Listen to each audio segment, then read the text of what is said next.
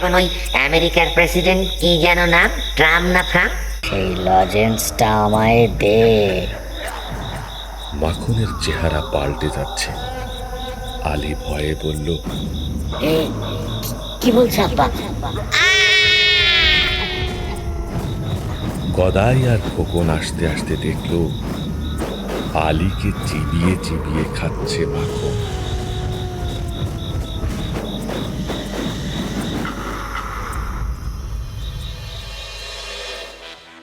Suspense station Bangla ও বিশ্ব সাহিত্যের ভয়, সাসপেন্স, ডিটেকটিভ, সাইফাইয়ের আয়োজন। শুনছেন না পড়ছেন? তাহলে শুনতে থাকুন, না পড়তে থাকুন।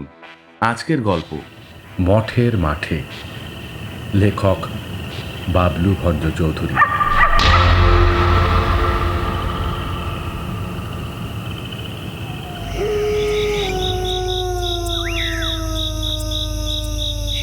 সন্ধ্যা যখন গাবের গায়ের মতো নির্জন হয়, মঠের মাঠের জঙ্গলের মধ্যে 400 বছরের প্রকাণ্ড পাকুড় গাছটার নিচ ডালে বসে পা দোলায় মাখন। আজ 5 দিন হলো মাখনের ভূত এখানে এসেছে। মরবে না ভেবে ঠিক সেই করোনা ভাইরাসের মহামারীতেই ঠাকুর ঘরের সামনে মরে গিয়েছিল সে। তখন ছিল দুপুর। চৈত্রের অতি নীল আকাশ থেকে দুদ্দার করে ছুটছিল সাদা আলোর বান। প্রচণ্ড শ্বাসকষ্টে চিত হয়ে পড়ে থাকা মাখনের চোখে আজন্মকাল দেখা উদার আকাশের ভেংচি কাটা আসল রূপটি হঠাৎ ধরা পড়ল। তারই অভিমানে মুখখানা সেই যে চুপসে গেল। মৃত্যুর প্রশান্ত পথে যেতে যেতে তা চুপসেই থাকল। সেই পথে গোল্লা গোল্লা বিশ্বাস অবিশ্বাসের ধোয়ার মধ্যে কি না কি ভাবতে ভাবতে নিথর হয়ে গিয়েছিল সে। ব্যাস, মাখন মল্লিকের ভবলীলা শেষ। তারপর কোথায় আর যায়? সবে ভূত হয়েছে। ভূত দেশের আচার আইন কিছুই জানা নেই।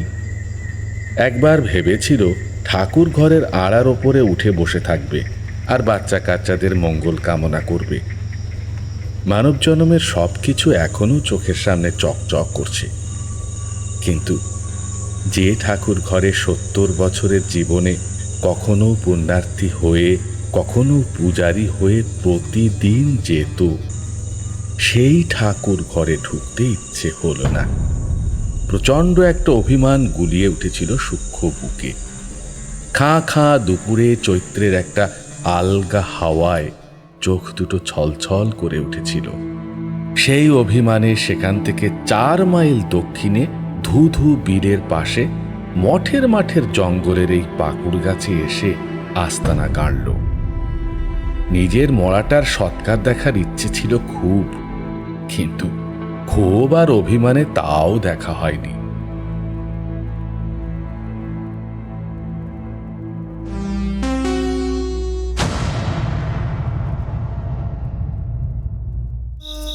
সন্ধ্যার হাওয়ায় ফুরফুরে মেজাজে মাখন পা দোলাচ্ছে।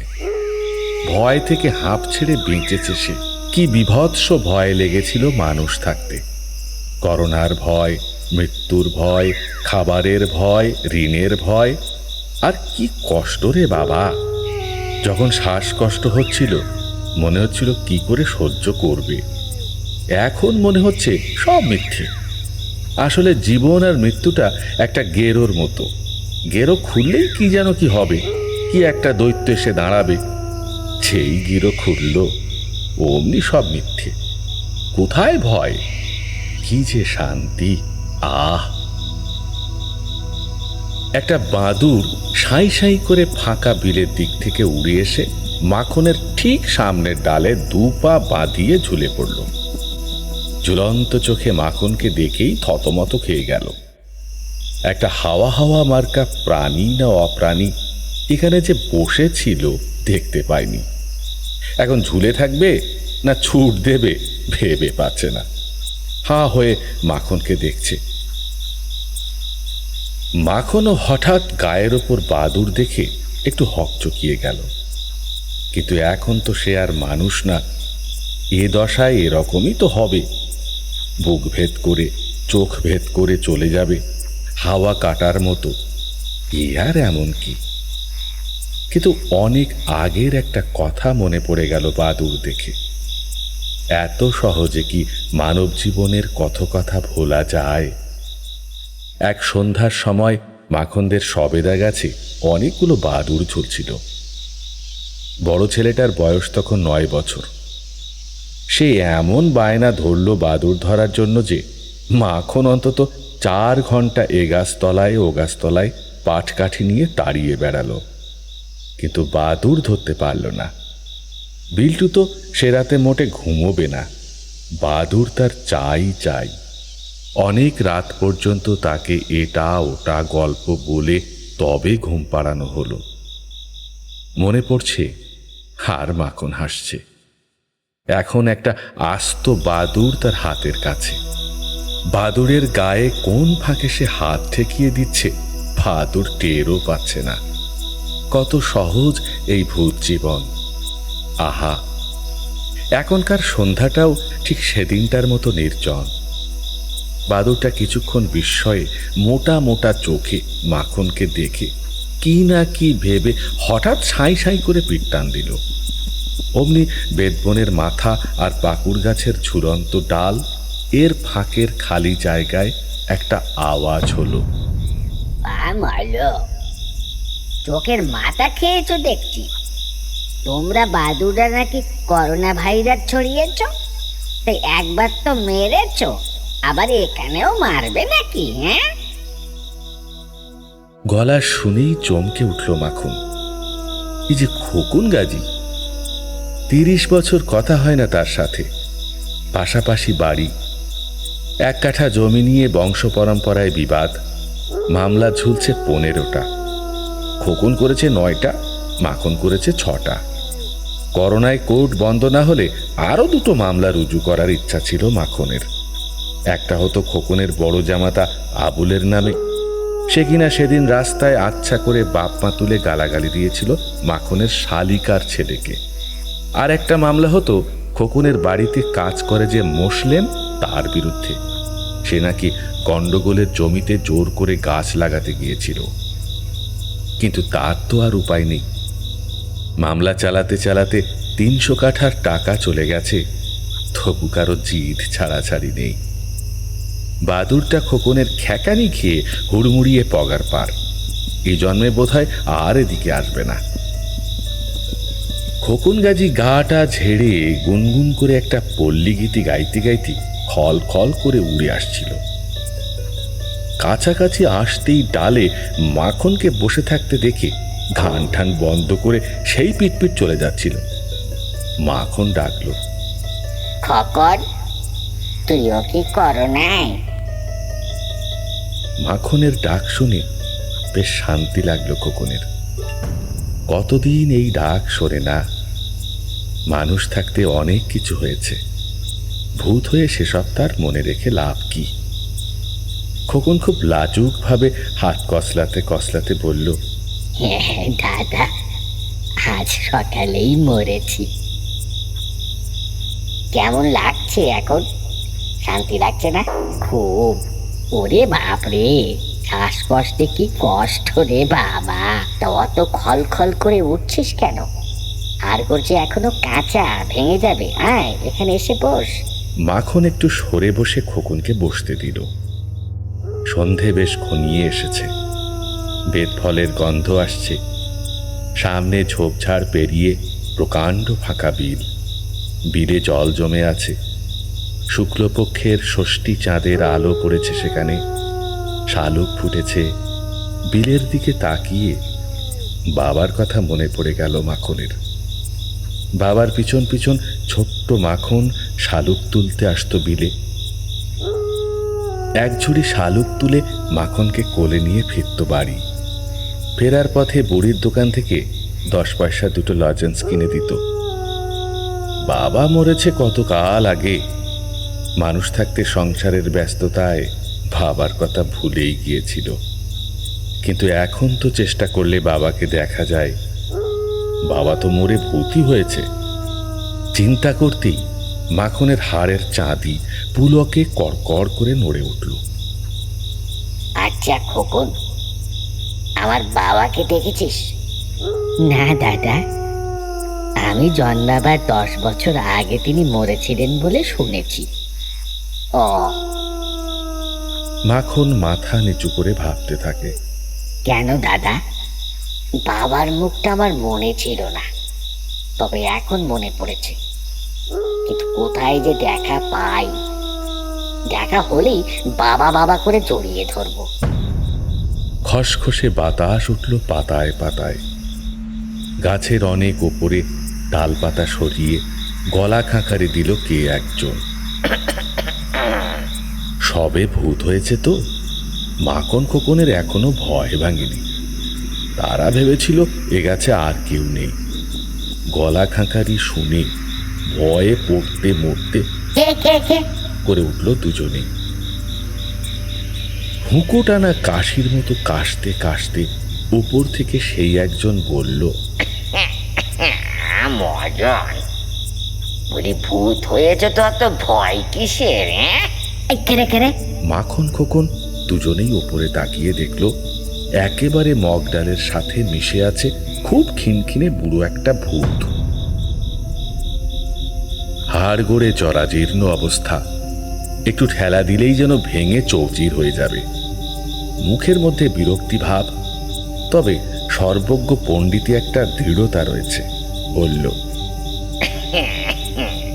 আমি হচ্ছে গিয়ে এখানকার রেজিস্ট্রার, নাম গদাই। তোমাদের দুটোকেই রেজিস্টারে এন্ট্রি করেছি। বলেই গজগজ করে বলতে লাগলো, এ কাজ আর ভালো লাগে না। কত ভূত এলো গেল, আমার আর জন্ম হলো না। সব দোষ ওই বেটা লর্ড কার্জনের চাকরটা। বেটা আমার আগে এই রেজিস্টারের কাজ করত। যেই 1899 সালের প্লেগে আমি এখানে চলে এলুম, অমনি বেটা আমাকে নতুন পেয়ে আমার ওপর এই বিতিকিচ্ছিরি দায়িত্ব দিয়ে আবার মানুষ জন্ম নিল। তারপর 2-3 বার জন্ম নিল আর এলো। এবার এলেই হয়, আর ছাড়ছি নে। এবার করোনাতেই আসবে। শুনেছি ওখানে চেয়ারম্যানগিরি করছে আর ত্রাণের চাল চুরি করছে। করোনা না নিলেও পাবলিকে ধোলাই দিয়ে সোজা এখানে পাঠিয়ে দিবে বেটাকে।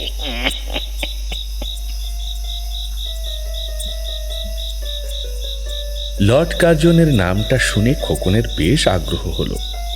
লোকটাকে কখনো দেখেনি। যদি তার ভূত রূপটাকে দেখা যায় তাহলে শোনা যাবে এই যে সব ওলটপালট আইন ব্রিটিশরা বানিয়েছিল, মাখনদার সাথে তার যে জমি জমার বিবাদ, তার কত যে ফন্দি ফিকির ওই আইন দিয়ে বের হচ্ছে। আসলে এসব আইন তৈরি করার পেছনে কি রাজকীয় উদ্দেশ্য কাজ করত। খোকন তাই খুশি মুখে শুনতে যাচ্ছিল। আচ্ছা কাকা।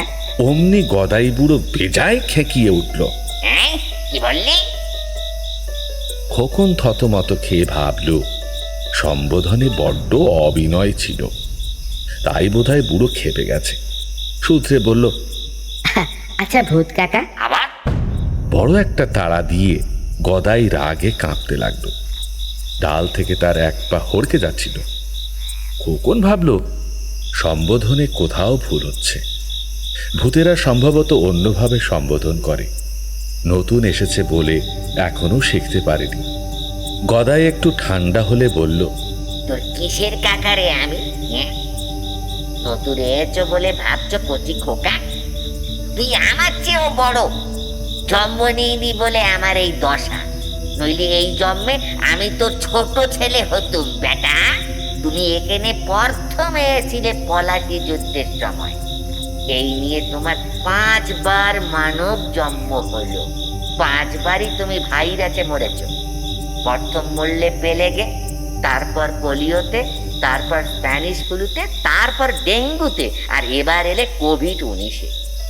এই রেজিস্টারে লেখা আছে।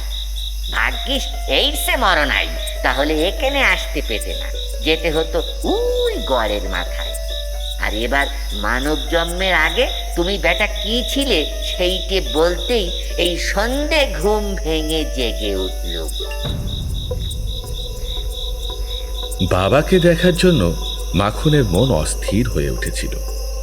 খোকন আর গদাইয়ের এই চেঁচামেচি তার ভালো লাগছিল না, তাই সে মাঝখানে রফা করতে এগিয়ে এলো, বলল, তা না হয় বলবেন বিজ্ঞভূতাচার্য, তার আগে বলুন লর্ড কার্জনকে কি দেখেছেন? অনেকবার দেখেছি, যে কবার মরেছেন এখানেই এসেছেন। ওনাদের হাড়ে রাজরাজলার ক্যালসিয়াম, তাই তো বারবার হয় রাজা, না হয় প্রধানমন্ত্রী, না হয় প্রেসিডেন্ট হন। এখন ওই আমেরিকার প্রেসিডেন্ট কি যেন নাম, ট্রাম্প না ফ্রাম, তিনি হচ্ছেন উনি। তা সেখানেও নাকি উল্টাপাল্টা করছেন, নিজের দোষ ঢাকতে আরেকজনের কান মলছেন। তা উনি বাবু বুঝো সুঝো ভূত, এবার এলে বলবো, দেখুন শুধু জন্মাবার জন্য হাপিত্যেস করেন, তা এবার জন্মালে পাবলিককে দেখানোর জন্য আর নিজেদের মধ্যে ঠেলাঠেলি করবেন না। ওই যে কি বলে পুতিন, ওই শিপিং, মোদি, এদের সাথে আর বিবাদে জড়াবেন না। মানুষ মলে তো ভূত, সেই মানুষ যদি না থাকে তবে আমাদের তো প্রোডাকশন বন্ধ হয়ে যাবে। তাই ওই কি বলে নভেল করোনা ভাইরাস, দুর্ভিক্ষ, এসবের মহামারী থেকে মানুষকে বাঁচাতে পরস্পরের সহযোগিতা করবেন, একযোগে কাজ করবেন, দেখবেন পৃথিবী আরো সবুজ হয়ে উঠবে। তা বাবু, যে কথা বলতে এই সন্ধে ঘুম ভাঙলাম সেটা বলি, শোনো মাখনো। মাখনো না, আমার নাম মাখন। সে তো জানি, কিন্তু আমরা ওটা উচ্চারণ করতে পারি না, আমাদের গন্না কাটা। কিন্তু আমি যে পারলাম কাকা। তোমাদের এখনো গন্না কাটেনি, তাই তো মানুষ জন্মের কথা চকচক করছে চোখে।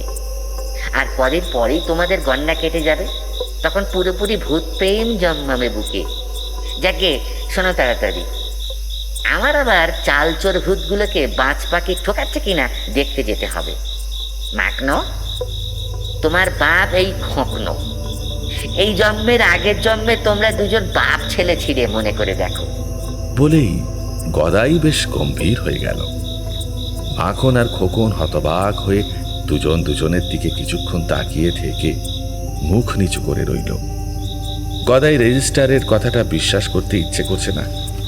গদাই সাদা ধোঁয়া হয়ে এই গাছে ছোট একটা ধাক্কা মেরে পাশের জঙ্গলের দিকে উড়ে গেল।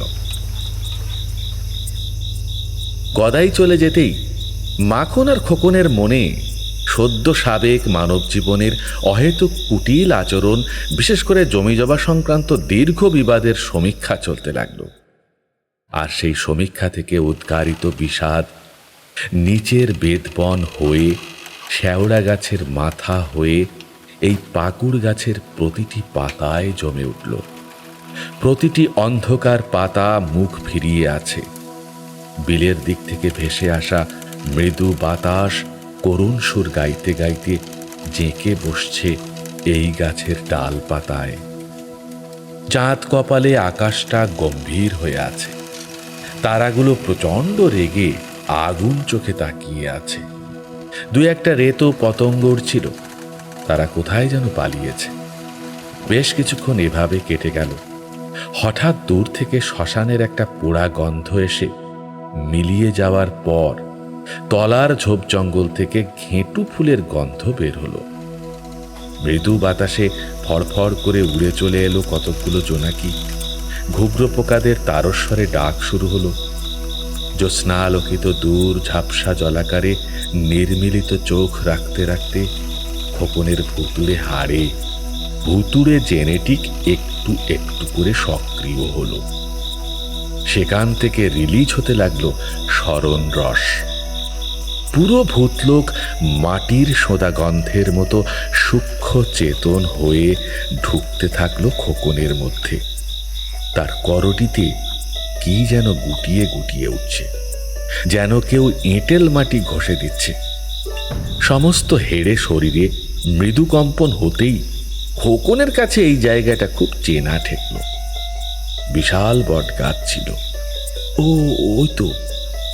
ওই তো তার গোড়া পড়ে আছে। এই পাকুড় গাছ ছিল না তখন। সামনের ফাঁকা বিলটা তেমন আছে, কিন্তু ওই পাশে ওই যে দূরের জনবসতি ছিল না। এবার শুকনো খুলিতে ভোঁ ভোঁ করে শব্দ উঠছে, সমস্ত জঙ্গল হেলে দুলে উঠছে।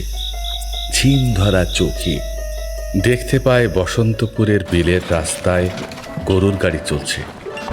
জনশূন্য এক বিষাদ মাখা বিকেল ছিল সেদিন। খোকন কাঁদতে কাঁদতে ছুটছে পিছন পিছন। গাড়িতে তার একমাত্র পুত্র নগেন। নগেনের জ্বর হয়েছে, কিছুতেই সারছে না। সেই সন্ধে নগেন মরে গেল। খোকন পরের 30 বছরের জীবনে একদিনও প্রিয় পুত্রের শোক ভুলতে পারেনি। নগেন নারকেল কোড়া খেতে চেয়েছিল, দিতে পারেনি বলে সারা জীবন আর কখনো নারকেল কোড়া খায়নি খোকন। দেখতে দেখতে খোকনের হাড় চোখে কুয়াশার মতো জল জমে উঠল। একটু নাক টানতেই চেনা একটা গন্ধ নাকে এলো। এ তো সেই নগেনের গন্ধ, বেশ মনে পড়ছে। ছোট্ট নগেনকে যখন বুকের সাথে লেপ্টে ধরে তাদের বারান্দার খাটে শুয়ে থাকত, তখন এরকম গন্ধ লাগত। গদাই তো ঠিক বলেছে, গন্ধটা মাখনের গা থেকে আসছে। এ তো সেই নগেন, তার প্রিয় পুত্র নগেন, চোখ মুখে সেই আদল। খোকন হাঁ করে বিগলিত হয়ে পাশ থেকে মাখনকে দেখতে থাকে। মাখনও তার বাবাকে চিনতে পেরেছে। বাবা বাবা করে ডাকার জন্য তার প্রাণটা ছিঁড়ে যাচ্ছে। খোকনেরও একই অবস্থা, কিন্তু কিছুক্ষণ আগে যাকে মাখনদা মাখনদা বলে ডেকেছে, তাকে কি করে নগেন বলে ডাকে? তবু সত্যকে তো মেনে নিতে হবে। খোকন আবেগ ভরা কণ্ঠে 2 হাত বাড়িয়ে ডাক দিল, নগেন, বাবা আয়, বাবা কাছে আয়। এই তো বাবা। মাখন আর খোকন তাদের সন্তানদের জমি জমা নিয়ে বিবাদ মিটিয়ে নেওয়ার জন্য স্বপ্ন দেখাতে যাবে। খোকন থাকবে তাদের উঠোনের বড় নারকেল গাছে, আর মাখন থাকবে ঠাকুর ঘরের আড়ার ওপরে। বাপ বেটা উড়ে যেতে প্রস্তুত এমন সময় গদাই বড় ডালের ফাঁক দিয়ে একজনকে টানতে টানতে ধরে এনে মাখনকে বলল, এ কি চেন? মোটা হাড় গোড়ের কুঁজো একটা ভূত, চোয়ালে অপমানের লজ্জা, মুখ নিচু করে গদাইয়ের হাতে ঝুলছে। পা দুটো ডালে লাগলেও লাথি মেরে মেরে সরিয়ে দিচ্ছে। মাখন খুব ভালো করে দেখে জিজ্ঞেস করল, এ কি কোভিড-19 এসেছে? না না, এ এসেছে হার্ট অ্যাটাকে। এ বেটা ছিল স্বাস্থ্যমন্ত্রী, টাকা খেয়ে সমস্ত হাসপাতালে করোনা পরীক্ষার 2 নম্বর কিট দিয়েছে। ভালো ডাক্তারদের গালাগাল দিত, করোনা পরীক্ষার ব্যাপারে মিথ্যে রিপোর্ট তৈরি করত। একটুখানি সর্দি জ্বর হয়েছে কি হয়নি, অমনি ভয়ে হার্ট অ্যাটাক করে সোজা এখানে। বাজ পাখি থোকানি খাবে না বলে বেটা আমাকে ঘুষ দিতে চেয়েছিল। সারাক্ষণ মানব জীবনের কথা ভাবছে। এখানে একটা নিয়ম আছে, কন্যা কাটার আগে সারাক্ষণ যদি মানব জীবনের কথা ভাবো, তবে আবার মানুষ হয়ে জন্মাবে। এ বেটা আবার মানুষ হয়ে জন্মালে হয় মন্ত্রী না হয় সমাজপতি হয়ে আবার অপকর্ম করবে। একে একটু বোঝাও। বলেই গদাই মাখনের দিকে চেয়ে বলল, সর্পরাজ খানকে খুন করে যে বছর আলীবর্দী খাঁ বাংলার মসনদে বসলো, সে সময় এ ছিল তোমার পুত্র। মাখন 2 চোখ বিস্ফারিত করে এই নতুনকে দেখে চিনতে পারল। তাই তো, এই তো আমার আলী, আমার প্রিয় পুত্র।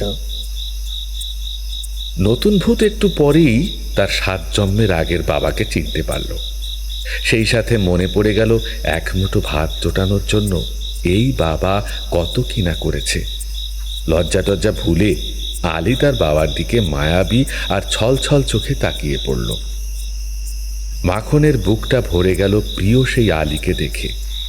আলীর মাথায় হাত বুলিয়ে বলল, তুমি বসো, আমি এক্ষুনি এসে সব গল্প শুনবো।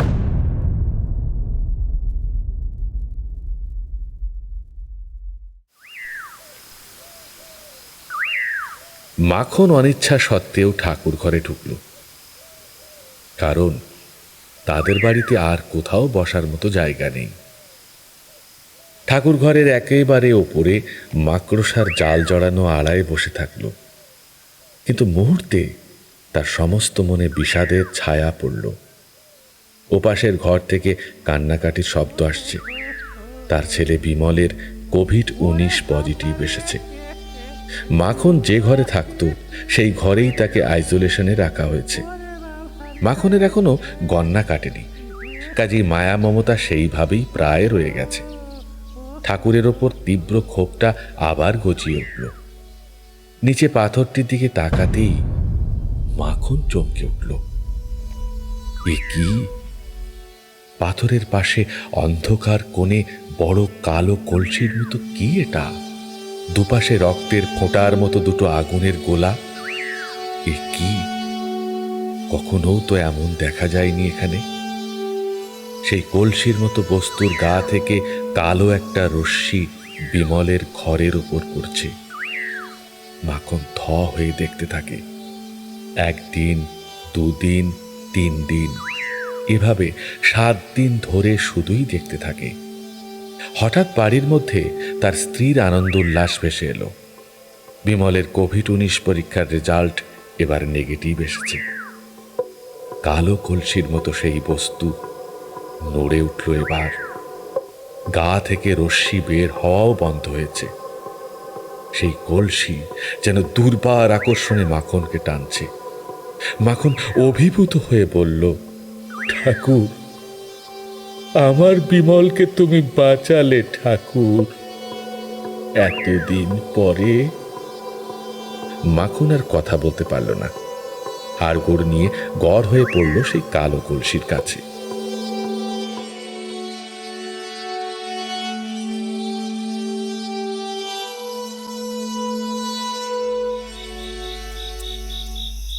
মাখন আবার ফিরে এলো পাকুর কাছে। মানব জীবনে যা ভুল বলে জেনেছিল সব চুকে গেল। আলী এসে বসলো পাশে। চাঁদ উঠেছে, শান্তময়তা চারদিকে। আলীর মুখখানার দিকে তাকিয়ে থাকলো মাখন। আলীর মনে পড়ে গেল এক হিন্দু জমিদারকে খাজনা দিতে পারেনি বলে বাবাকে বেঁধে রেখেছিল। রাজবাড়িতে বাবাকে দেখতে গেলে তাকেও বেঁধে রেখেছিল। 2 দিন তারা কিছুই খায়নি। সুজাউদ্দৌলার নিয়োগকৃত সেই জমিদার খুব প্রভাবশালী ছিল।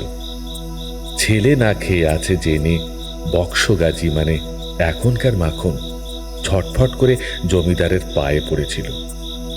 3 দিনের মধ্যে খাজনা পরিশোধ করবে বলার পর তাদের ছেড়ে দেওয়া হয়। তখন রাত হয়ে গেছে। পরিষ্কার মনে পড়ছে সব। আকাশে বড় চাঁদ। ঘন আমবাগান দিয়ে আসতে গিয়ে খিদে আর তেষ্টায় আলী হোঁচট খেয়ে পড়ে গেল, অজ্ঞান। বক্সগাজী কেঁদে উঠে তারে কোলে করে পাশের শান বাঁধানো পুকুরে নিয়ে হাতে করে পুকুরের জল খাইয়েছিল। তারপর অজ্ঞান আলীকে ঘাড়ে করে একটানা 3 ঘন্টা হেঁটে বাড়ি ফিরেছিল। আলী ভাবল, এক্ষুনি ওসব মনে করার দরকার কি? মন্ত্রী জীবনের কথা ভাবা দরকার। যদি আর একবার। মাখন জিজ্ঞেস করল, আলী, সেই লজেন্স খাওয়ার কথা মনে আছে তোর? হ্যাঁ আব্বা, সে কথা কি ভোলা যায়? জমিদার বাড়ির বারান্দায় লজেন্স খাচ্ছিল তাদের এক মেয়ে, দেখে আমারও খুব লোভ হলো। আমি চাইতেই তুমি কত গালাগালি খেয়ে একটা লজেন্স চেয়ে আমায় দিলে। এবার সেই লজেন্সটা আমায় দে। মাখনের চেহারা পাল্টে যাচ্ছে। আলী ভয়ে বলল, কি বলছ আব্বা? গদাই আর খোকন আসতে আসতে দেখল আলীকে চিবিয়ে চিবিয়ে খাচ্ছে মাখন।